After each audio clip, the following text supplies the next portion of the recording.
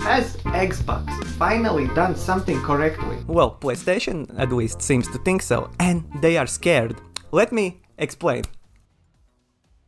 So, if you've been following gaming news, you probably heard about this somewhat strange Sony PlayStation decision to force Steam players to register in PlayStation Network to play Helldivers 2 and Ghost of Tsushima. And all signs point that it's going to be the future. To play PlayStation exclusives, even PC players will have to register in PlayStation Network. I think it actually shows something very important about PlayStation's plans for the future. So to understand what I'm talking about, we need to have a little trip back in the past, like 15 years ago or a little bit more. Remember PlayStation 2 and Xbox days, when the games you got for PC were completely different that you got for consoles. The consoles were competing with consoles and PC was a completely different beast. Not only because of the demand, but also because of the technical side, but you know, PC got more strategy and first-person games, while consoles had more action-adventures, JRPGs and stuff like that. But as the tech evolved,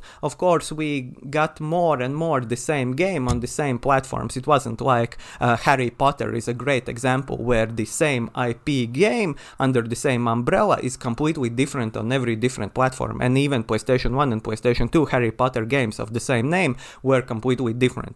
That was a very interesting era. Star Wars Force Unleashed is another great example of that.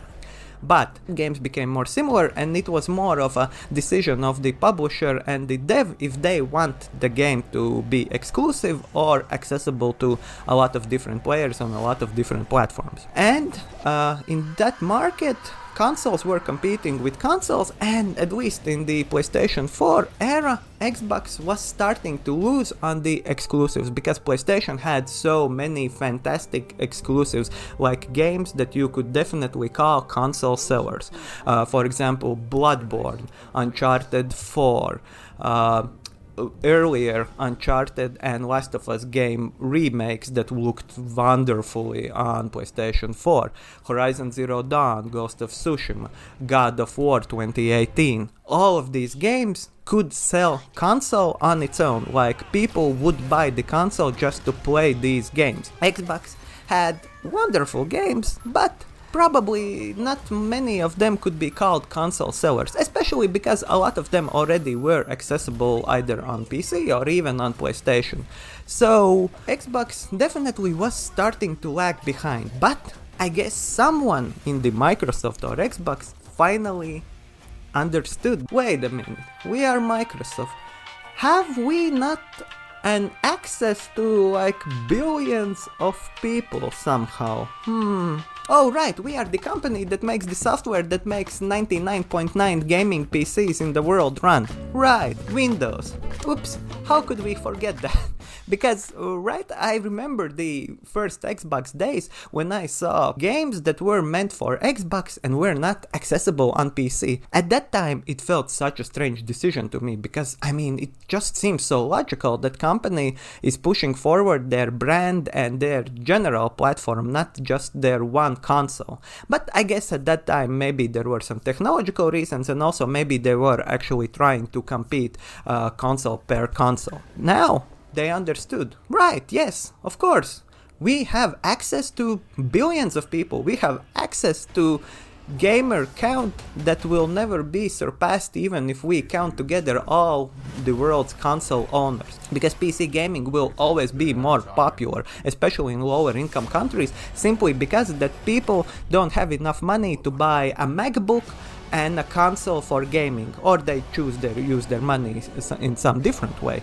So basically they will buy maybe a cheaper gaming laptop or maybe even a more expensive gaming laptop, but they will use it for their art projects, school projects, work, their gaming and so much more. While console, even though they tried to convince us that you can use it for so much more, basically is just a $500 gaming rig, right? And yes, so PC gamer pool is very vast, and so Microsoft understood that, and they started to develop their Gamepass, which is a great value proposition. You pay starting from, I guess, 10 or a bit more euros or dollars, and you have access to hundreds of different games. And not only that, you can use these different games on your Xbox if you have it, on your PC, and even using cloud streaming on your phone.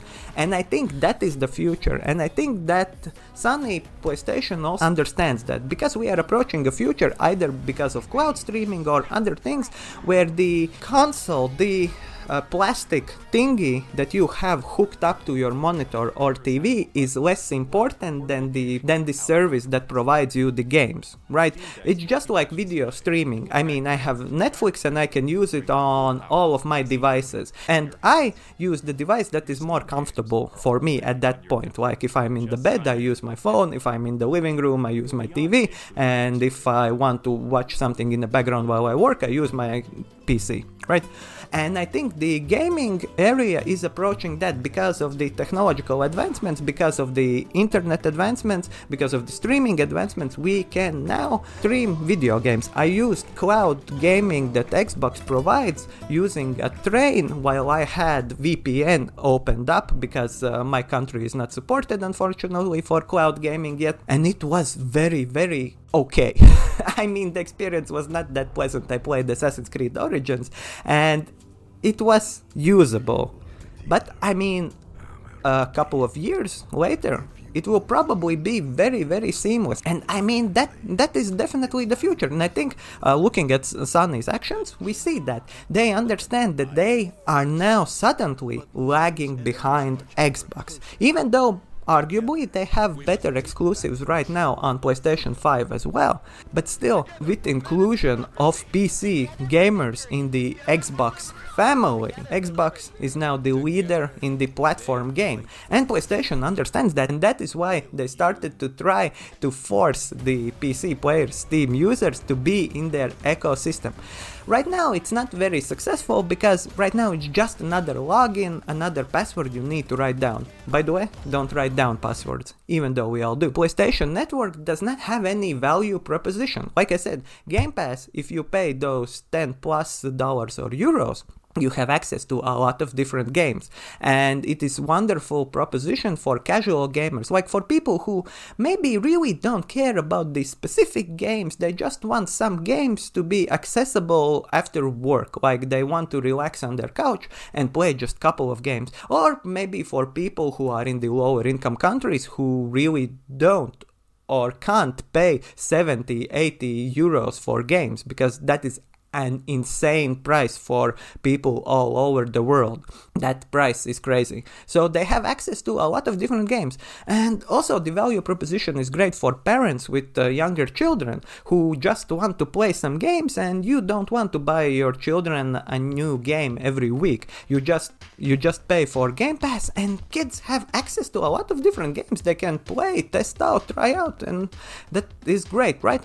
PlayStation Network doesn't really offer anything like that to a PC player for now. That could all change, because PlayStation, of course, has a great library of historic games. They have a great archive. I mean, Bloodborne would be a PlayStation Network seller. I mean, they could probably get millions of people to sign up just if they ported Bloodborne and made it accessible to PC. Okay, we now have Bloodborne at PC, but you need to register in PlayStation Network, maybe pay a subscription fee, and you get Bloodborne for free.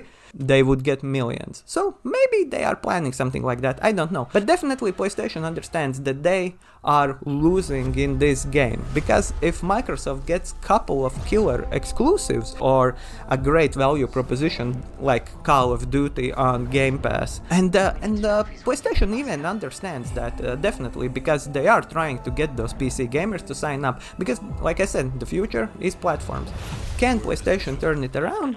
Maybe, we'll see. But for now, I mean, Xbox's biggest hurdle is themselves. I mean, they are shutting down very good studios and canceling very good games, so we'll see what is going on. But it's definitely interesting to follow. But we can't forget that having users on your platform means having data for advertising. Like, if you have millions of people signed up, millions of people that open up your Gamepass or PlayStation Network, you can show them ads, you can target them, you can sell their data. So that is another income revenue stream that PlayStation definitely understands they need to get on top of it to successfully compete with Microsoft. So that is the future. Let's see what happens. I am very curious this year because Xbox has some promising exclusives coming up. Well, I'm a big Indiana Jones fan, so let's see if it works, and let's see what Sony PlayStation has in store. What will they offer for the PC player to sign up? The incentive to sign up after you have paid already $70 to $80 is not that great. Plus, by the way, PlayStation Network is not accessible in a lot of different countries. That's also pretty bad for them. But yeah, we'll see. We'll see what's the future, and we'll see what's going on. Thank you for listening, guys, and I'll see you later. Bye! You can't just run away from your problems, Indiana. Watch me.